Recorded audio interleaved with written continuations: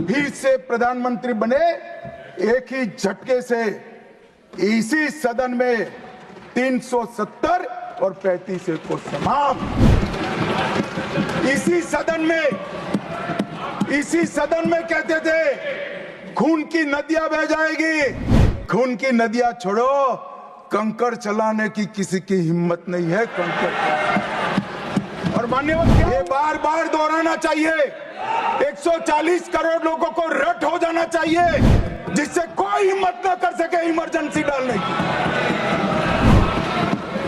हर बच्चे को रटाना चाहिए कि तानाशाहों को क्या करना चाहिए। इलेक्शन का विरोध करें। मान्यवर, मैं इस पर ज्यादा बात करना नहीं चाहता क्योंकि समिति ने सीज किया है, मगर विरोध करते हैं, इसके तर्क तो रखने चाहिए ना। मान्यवर, मैं आज आपको बात कहने आया हूं। अभी मैंने कुछ समय में मोहब्बत की दुकान के बहुत नारे सुने। मोहब्बत की दुकान देश के हर गांव में खोलने की महत्वाकांक्षा वाले लोग भी बहुत भाषण उनके मैंने सुने हैं। मेरा उनको कहना है, मोहब्बत दुकान से बेचने की चीज नहीं है भैया। मोहब्बत प्रचार की चीज नहीं है। मोहब्बत दिल में बसाने का जज्बा है और मोहब्बत दूसरों को महसूस कराने का लम्हा है।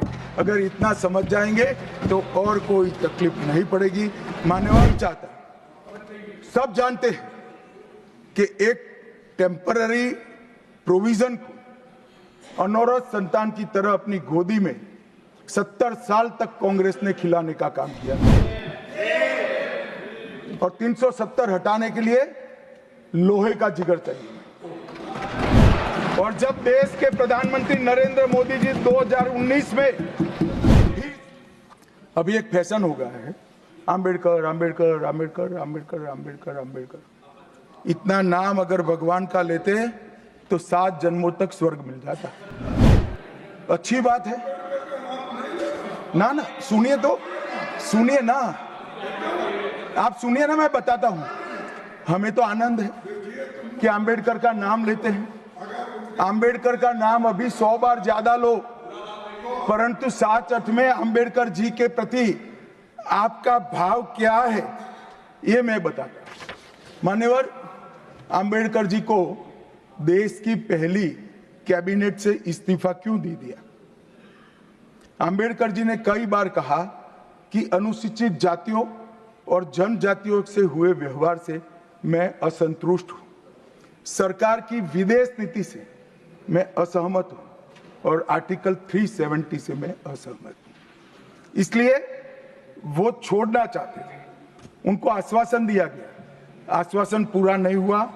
उन्होंने इग्नोरेंस के चलते इस्तीफा दे दिया। और एक श्री BC रॉय ने पत्र लिखा कि अंबेडकर और राजा जी जैसे 2 महानुभाव मंत्रिमंडल छोड़ेंगे तो क्या होगा। तो नेहरू जी ने उनको जवाब में लिखा है, राजा जी के जाने से तो थोड़ा बहुत नुकसान होगा, अंबेडकर के जाने से मंत्रिमंडल कमजोर नहीं होता है। मान्यवर, ये विचार जो खड़गे जी कह रहे हैं ना, क्या आपत्ति है? जिसका विरोध करते हो उसका वोट के लिए नाम देना है, कितना उचित है? क्योंकि अब अंबेडकर जी को मानने वाले पर्याप्त संख्या में आ गए हैं, इसलिए आप अंबेडकर अंबेडकर कर रहे हो। मान्यवर, मुंबई के मेयर ने एक पत्र लिखा था कि मऊ में अंबेडकर जी का स्मारक बनाना चाहिए। मऊ में जो अंबेडकर जी का जन्म स्थान था, सुझाव लिखा। उन्होंने कहा आमतौर पर स्मारक निजी पहल से बनाने चाहिए। यदि सरकार किसी प्रकार की सहायता करती है तो वो उचित नहीं होगा। उनके कितने स्मारक बने साहब? कोई स्मारक अंबेडकर जी का नहीं बना, देश भर में नहीं बना। अंबेडकर जी के स्मारक कब बने? जब भारतीय जनता पार्टी सत्ता में आई, तब मऊ में डॉक्टर अंबेडकर के जन्म स्थान पर स्मारक बना। लंदन में अध्ययन करते थे, वहां स्मारक बना। नागपुर में शिक्षा दीक्षा वहां बना। दिल्ली में महापरिनिर्वाण स्थल पर बना और मुंबई में चैत्य भूमि में भी बन रहा है। हमने 5 तीर्थ बनाए महामानव। और मैं मानता हूं मान्यवर, मैं मानता हूं कि अंबेडकर जी के सिद्धांतों पर चलना नहीं और वोट के लिए उनकी गुहार लगा देना। 14 अप्रैल को राष्ट्रीय समरसता दिवस घोषित किया हमने। 26 नवंबर को संविधान दिवस घोषित किया। उस वक्त भी इसका विरोध कांग्रेस के वरिष्ठ नेताओं ने किया। मान्यवर,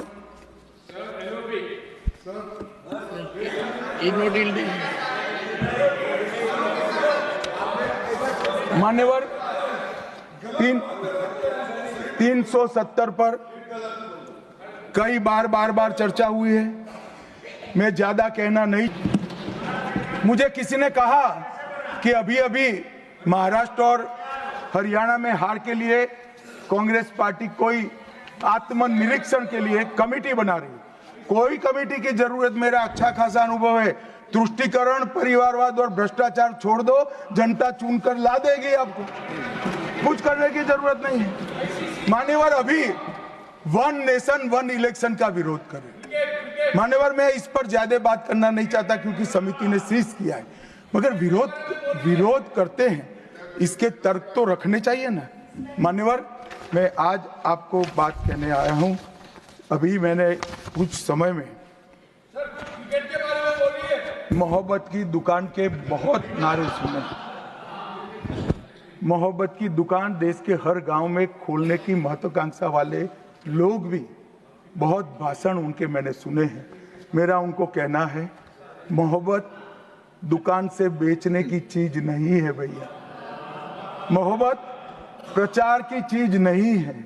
मोहब्बत दिल में बसाने का जज्बा है और मोहब्बत दूसरों को महसूस कराने का लम्हा है। अगर इतना समझ जाएंगे तो और कोई तकलीफ नहीं पड़ेगी। मान्यवर चाहता, सब जानते हैं कि एक टेम्पररी प्रोविजन को अनौरत संतान की तरह अपनी गोदी में 70 साल तक कांग्रेस ने खिलाने का काम किया और 370 हटाने के लिए लोहे का जिगर चाहिए। और जब देश के प्रधानमंत्री नरेंद्र मोदी जी 2019 में फिर से प्रधानमंत्री बने, एक ही झटके से इसी सदन में 370 और 35 को समाप्त। इसी सदन में कहते थे खून की नदियां बह जाएगी। खून की नदियां छोड़ो, कंकड़ चलाने की किसी की हिम्मत नहीं है। और मान्यवर, क्या ये बार बार दोहराना चाहिए? 140 करोड़ लोगों को रट हो जाना चाहिए जिससे कोई हिम्मत ना कर सके इमरजेंसी डालने की। हर बच्चे को रटाना चाहिए कि तानाशाहों को क्या करना चाहिए। कांग्रेस पार्टी के एक वरिष्ठ सदस्य ने कहा, सावरकर के लिए जो उन्होंने उद्गार निकाले मैं तो रिपीट नहीं कर सकता। मान्यवर, सावरकर जी के सामने जो वीर लगा है ना, वो कोई सरकार, कोई पॉलिटिकल पार्टी की चुनी हुई सरकार ने नहीं दिया है। इसके सामने वीर, उनकी वीरता के कारण 140 करोड़ लोगों ने। मान्यवर, ऐसा उत्कृष्ट देशभक्त जिसके लिए ऐसे उच्चारण देश की सबसे बड़ी पंचायत में होते हैं, इसके बारे में कोई जानकारी लिए बगैर लगातार कई सालों से झूठ फैलाया जाता है। मैं आज रिकॉर्ड पर कहना चाहता हूं मान्यवर,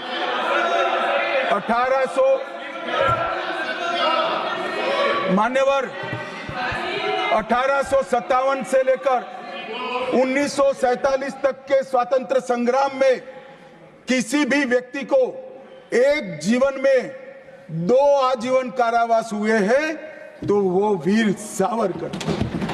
मध्य दरिये में देश को आजादी दिलाने के लिए टॉयलेट तोड़कर दरिया में छलांग लगाने का साहस किसी में था तो वीर सावरकर। एक ही जेल में दो भाई काला पानी की सजा काट रहे थे। 10 साल तक भाई एक दूसरे को देखे नहीं। ऐसा वीर परिवार पूरे देश में दूसरा नहीं।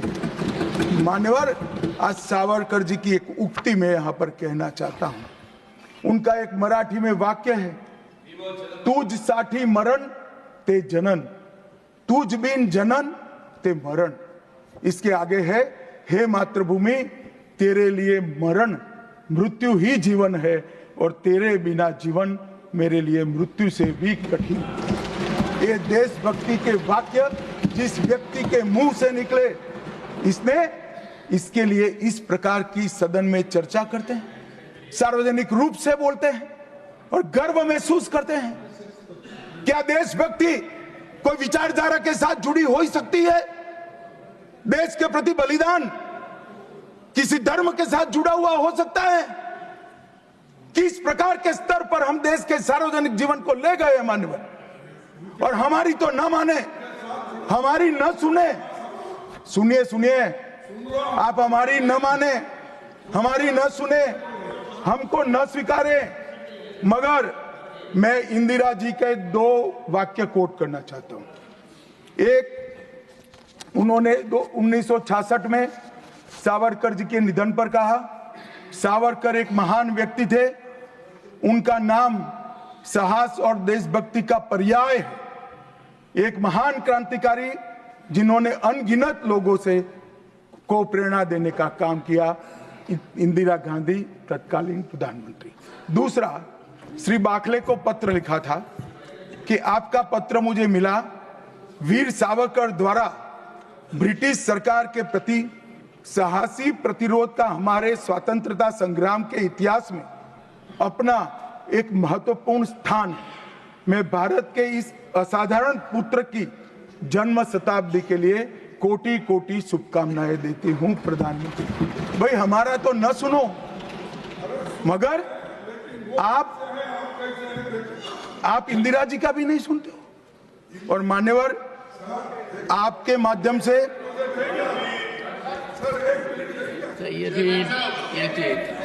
ना सब बीच में नहीं जगह होती है।